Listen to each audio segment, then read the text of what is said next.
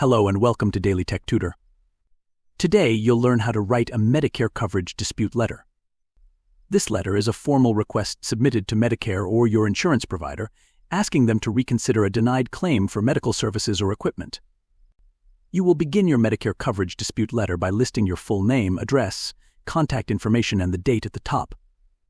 Next, address the letter to the Medicare Appeals Department, including the insurance company or contractor's name and their address. Use a clear subject line, request for reconsideration of denied Medicare coverage, to state the purpose of your letter. Then, start the body with a respectful greeting, "Dear Appeals Representative." After that, write, "I am writing to formally request a reconsideration of the recent denial for Medicare coverage related to describe the medical service, procedure, or equipment, which was provided on date of service. According to the explanation of benefits I received, this claim was denied on the grounds of insert reason given in denial letter, such as not medically necessary or not covered by Medicare.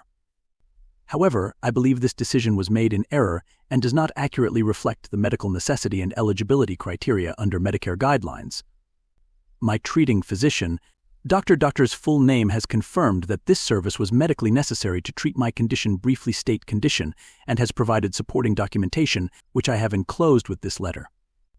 I respectfully request that you review this information and reconsider the coverage decision. Thank you for your time and attention to this matter. Sincerely, your signature, your full name printed." Here's our sample Medicare Coverage Dispute Letter. You'll notice how it clearly explains the reason for the appeal and addresses the denial with supporting medical details. The letter helps ensure clear communication with Medicare or your insurance provider and strengthens your case for getting the denied coverage reconsidered. And with that, I conclude today's tutorial. If you found it helpful, please like and subscribe for more tips on writing clear and effective healthcare and insurance-related letters.